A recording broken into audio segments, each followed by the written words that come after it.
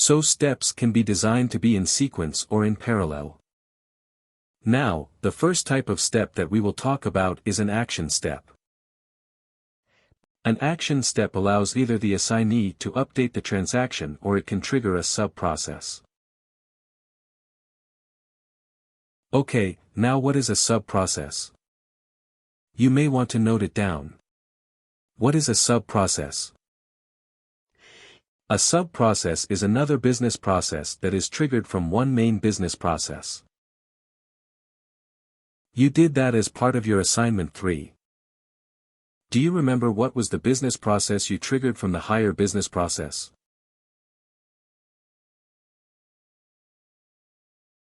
When you did the compensation assignment, the proposed compensation hired. Yes.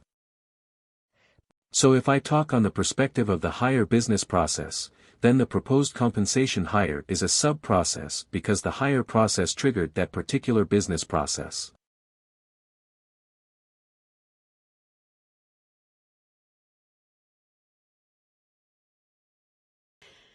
Okay, and in that business process there can be some other steps in the proposed compensation business process.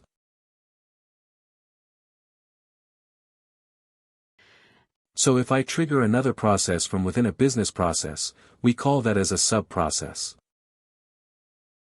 So our action step is used to update the transaction. For example, when you did the proposed compensation hire, what all did you do? You made sure that the compensation package was there. The allowance plan salary was there. The compensation grade was selected. You ensured that all of this happened. Okay, so now you are going to see a very important part of this. And then you went ahead and assigned a salary. Isn't it? We entered a salary information in that particular action in the action step. So Logan McKean had that action step. She went ahead and assigned something in the salary component. So what did we do? We actually enriched or updated that transaction. Right. So if you want to do that, then it will be an action kind of step. Right where we are updating or enriching the transaction. Now contrast that with an approval kind of step. An approval step. In an approval step, you view the information, but you cannot change it. I mean the approver cannot change it. Okay, think about this. Let's say, you have applied for a leave for the 15th of April.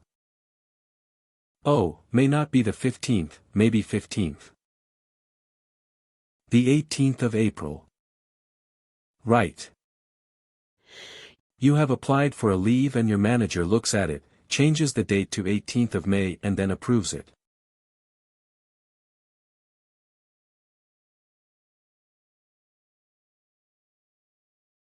Is it possible? Your manager changes the date by himself or herself and then approves it. What can the manager do? Let's say you applied for a leave on 18th of April. So what can the manager do? What are the options he or she has? He can approve, he can reject, decline. Yes, absolutely. So he can send it back for revision.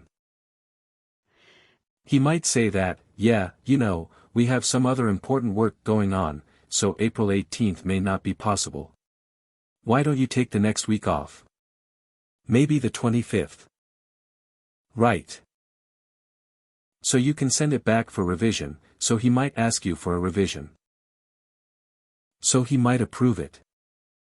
He or she might think that yeah, 18th is fine. There is no impact. I'm fine. 18th, you are approved.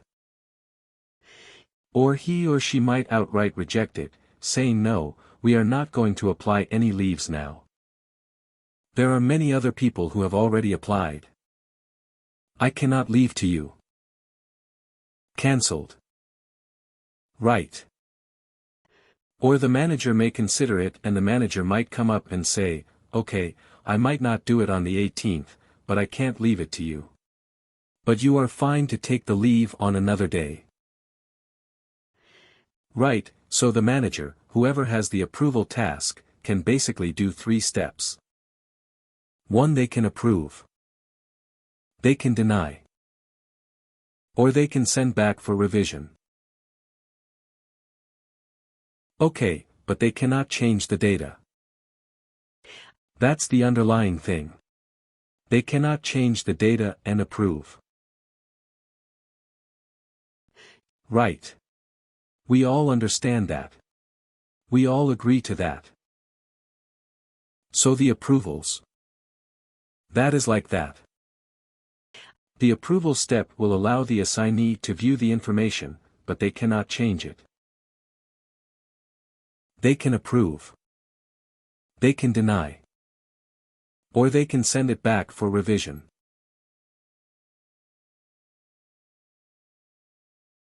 Okay. Now, very similar thing is the approval chain.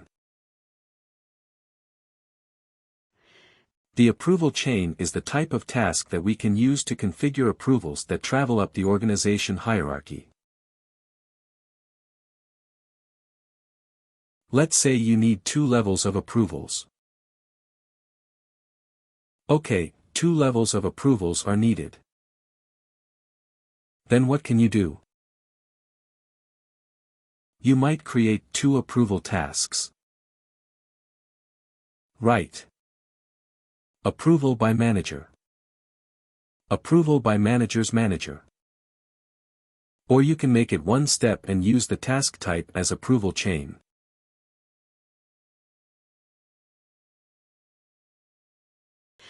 In that way, what happens after the first line manager or first line approver approves it? It automatically creates the task for the second level manager's manager, for example. Okay. So approval chains are in that way they're very smart way of getting multiple approvals in the OK, same for the same task. Now how much further in the hierarchy will it keep going? Manager, manager's manager, manager's manager's manager and so on.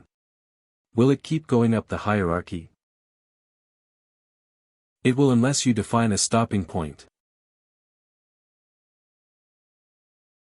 Okay, it will keep going up the hierarchy unless you define a stopping point.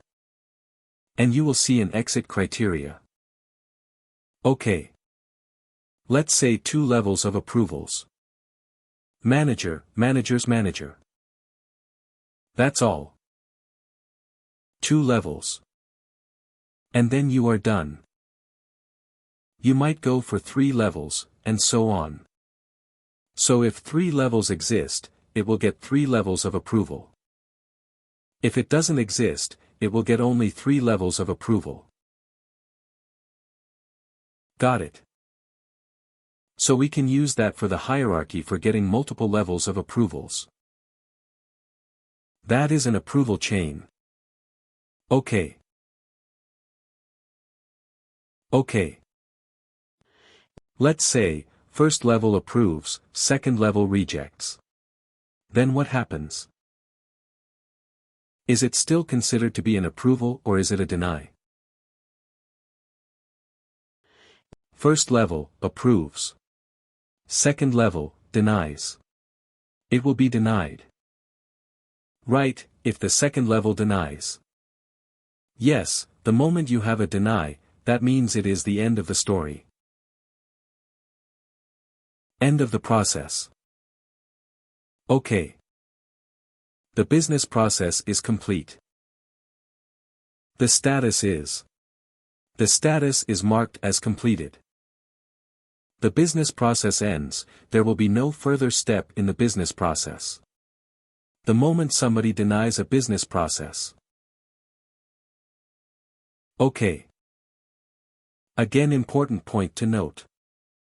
If somebody denies a business process, it is the end of the story.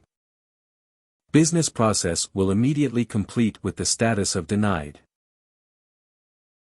Okay, no further. No more questions. No more discussion. Okay, so in that case, what happens is if, for some reason, the manager is not okay or the approver is not okay to approve, then what we recommend them to do is, send it back for revision, if you want it to be changed. If you do not agree, yes, that's a different story. You can get it cancelled. But if you want it to be changed, then send it back for revision. Do not reject it, do not deny it. Okay. Alright. Then we have another type of task, that is, consolidated approval. Now, what does this do? A consolidated approval allows you to combine multiple sub-process approvals into a single step. Okay, so this actually is aimed at efficiency. It's actually useful for making the process very efficient. Now let's take an example for that. So let's say that you are doing the hire process.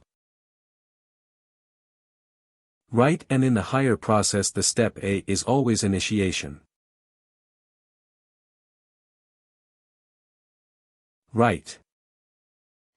Let's say B may be an action step. That says review by HR partner. Right, and then step C is an approval. Right. By manager. Okay.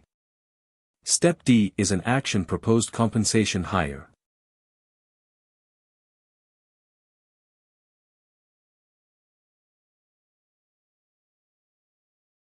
Who is going to do it? Proposed compensation hire. Let's say the compensation partner. Right. Let's say the compensation partner is going to do it. And within the proposed compensation hire business process within this. This is also a business process. So, as a sub-process within this proposed compensation business process, you have two steps.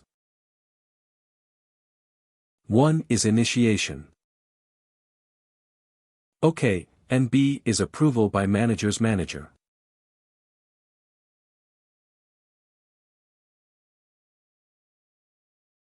Right, or maybe just the manager.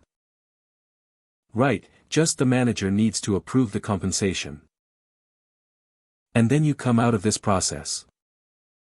You go to step E. You go to onboarding.